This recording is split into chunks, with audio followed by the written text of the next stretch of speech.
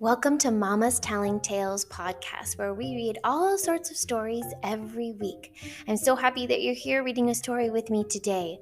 We're going to be reading The Little Engine That Could. I love this story, and maybe you've heard it before, so I hope you enjoy.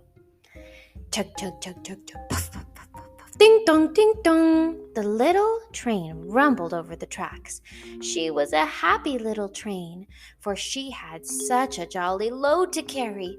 Her cars were filled full of good things for boys and girls. There were toy animals, giraffes with long necks, teddy bears with almost no necks at all, and even a baby elephant. Then there were dolls with blue eyes and yellow curls, dolls with brown eyes and brown bobbed heads, and the funniest little toy clown you ever saw. And they were full of toy engines, airplanes, tops, jackknives, picture puzzles, books, and every kind of thing boys and girls could want. But that was not all. Some of the cars were filled with all sorts of good things for the boys and girls to eat. Big golden oranges, red-cheeked apples, bottles of creamy milk for their breakfast, fresh spinach for their dinners, peppermint drops, and lollipops for after-meal treats. The little train was carrying all these wonderful things to the good little boys and girls on the other side of the mountain. She puffed along merrily, and then all of a sudden, she stopped with a jerk. She simply could not go another inch. She tried and tried, but her wheels would not turn. What were all those good little boys and girls on the other side of the mountain going to do without those wonderful toys to play with and good food to eat? "Here comes a shiny new engine," said the funny little clown who jumped out of the train. "Let's ask him to help us." So all the dolls and toys cried out together. "Please, shiny new engine, won't you please help pull our train over the mountain? Our engine has broken down, and the boys and the girls on the other side won't have any toys to play with or good food to eat unless you help us." But the shiny new engine snorted. "I pull you? I am a passenger engine. I have just carried a fine big train over the mountain with more cars than you ever dreamed of. My train had sleeping cars with comfortable berths, a dining car where waiters bring whatever hungry people want to eat, and a parlor in which people sit in soft armchairs and look out of their big plate glass windows. I pull the likes of you? Indeed not." And off he steamed to the roundhouse where engines live when they are not busy. How sad the little train and all the dolls and toys felt. Then the little clown called out, "The passenger engine is not the only one in the world. Here's another engine coming, a great big strong one. Let's ask him to help us." The little toy clown waved his flag, and the big strong engine came to a stop. Oh, please, big engine," cried all the dolls and toys together. "Won't you please help our train over the mountain? Our engine has broken down, and the good little boys and the girls on the other side won't have any toys to play with or good food to eat unless you help us." But the big strong engine bellowed. "I am a freight train. I have just pulled a big train loaded with big machines over the mountain. These machines print books and newspapers for grown-ups to read. I'm a very important engine indeed, and I won't pull the likes of you."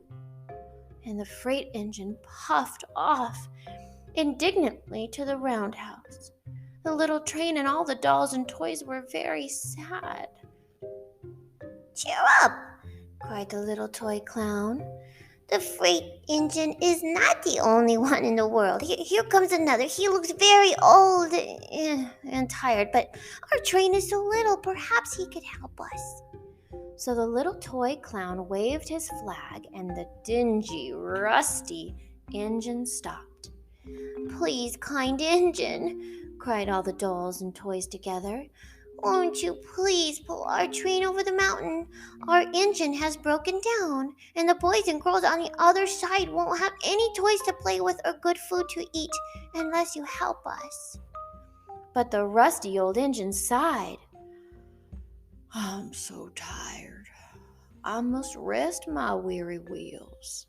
I cannot pull even so little a train as yours over the mountain. I cannot. And off he rumbled to the roundhouse, chugging. I cannot. Then indeed the little train was very, very sad, and the dolls and toys, they were ready to cry. But the little clown called out, Here's another engine coming, a little blue engine, a very little one, but maybe she'll help us. The very little engine came chugging merrily along. When she saw the toy clown's flag, she stopped quickly. What's the matter, my friends? She asked kindly. Oh, little blue engine, cried the dolls and toys.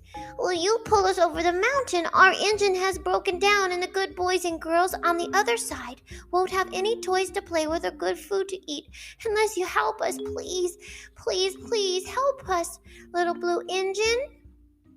I'm not very big, the little blue engine said. They use me only for switching trains in the yard. I've never even been over the mountain. But we must get over the mountain before the children awake, said all the dolls and toys. The very little engine looked up and saw the tears in the doll's eyes. And she did think of all the little girls and boys on the other side of the mountain who would not have any toys or good food unless she helped. And then she said, I think I can. And she hitched herself to the little train. She tugged and pulled and pulled and tugged, and slowly they started off.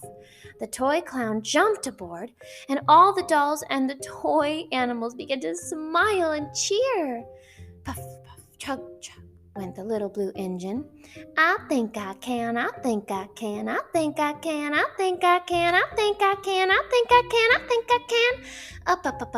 faster and faster and faster and faster. The little engine climbed until at last they reached the top of the mountain. Down in the valley lay the city. Hooray! Hooray! Cried the funny little clown and all the dolls and toys. The good little boys and girls in the city will be so happy because you helped us, kind little blue engine. And the little blue engine smiled and seemed to say as she puffed steadily down the mountain, I thought I could.